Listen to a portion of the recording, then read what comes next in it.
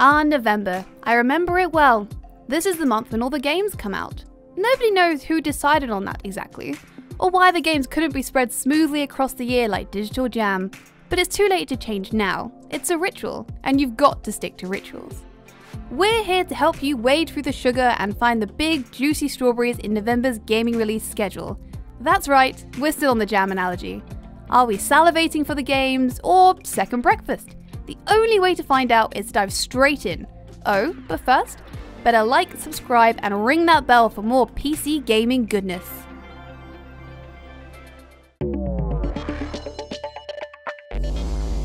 Want to look your own mortality in its milky, rotting eye? With Telltale's final Walking Dead season in a tragic state of limbo, Overkill's take on the comics is our best prospect this month.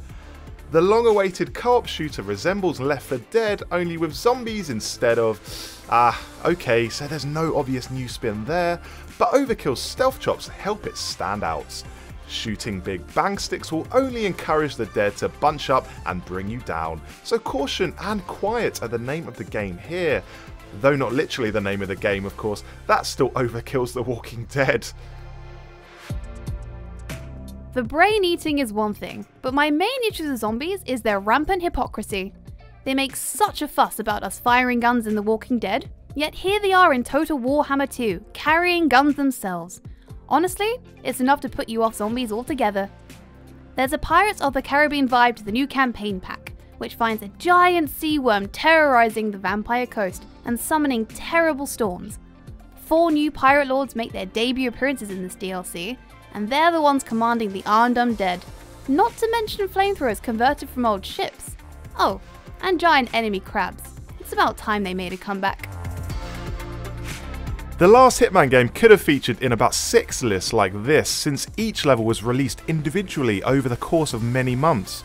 Hitman 2, on the other hand, is going to be a single release this November, sewing its parts back together into a more conventional form. That shouldn't mean that the series falls back into its worst indulgences, however. IO Interactive seems to have learned its lessons from Hitman Absolution, ditching the drawn-out plots that began to bloat the series. Hitman is now focused on tightly designed stealth puzzles once more, and is all the better for it. It's a strange but exciting feeling to be this close to a new Bethesda game, and still not fully understand how it's going to feel to play. Fallout 76 is a grand and expensive experiment in multiplayer, casting NPCs aside in favour of letting players populate and flesh out its version of West Virginia.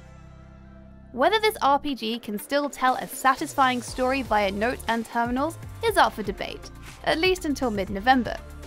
Bethesda games have always thrived on making archaeologists of us, burying environmental stories in the rubble. Fallout 76 might just be the bravest example of that yet. You won't find a section for the immersive sim genre in your local shop in between cardboard displays for FIFA and Destiny, but it's proven to be a hugely important area, inspiring Bioshock, Dishonored, Deus Ex, not to mention Fallout. These are games that emphasise player choice and problem solving above all else.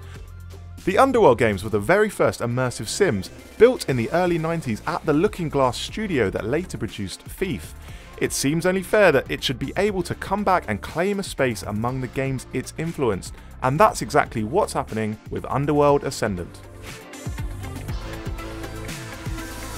Medal of Honor Underground. Sorry, just wanted to say the name of an 18-year-old World War II game that starred a woman. Nope, that idea isn't without precedent, nor is it particularly shocking. So let's stop moaning about it, shall we? Now that the Battlefield series is telling multiple war stories in single player, it might as well focus on some we haven't played before. The multiplayer is bringing in some smart new ideas too, expanding on Battlefield's 1 multi-stage campaigns with grand operations.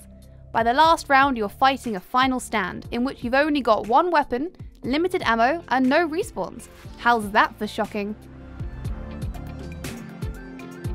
Few games have had such a complicated road to development as Darksiders. Since its last entry, this series has been lost to bankruptcy, bought by a new publisher, and handed to some of the original developers under a different name. The question now is this: has the world moved on since the last Darksiders, or is a throwback hack and slash adventure exactly what we need? Having already played War and Death, we now take on the role of their sister Fury. That still leaves one more horseperson of the apocalypse, so maybe there's a future for the series yet. Valve either releases thousands of games a year or nearly none, depending on whether you're talking about the Steam service or the developer. Artifact is part of that rarer category, a brand new game from the studio that changed the face of PC gaming by giving it spectacles and calling it Gordon Freeman. This is a very different prospect. Of course, a card game designed to latch onto your brain like a head crab. There's some serious talent involved too, including Magic the Gathering's creator Richard Garfield and Massive Chalice designer Brad Muir. I bet they never interrupt each other because even their conversations are turn-based.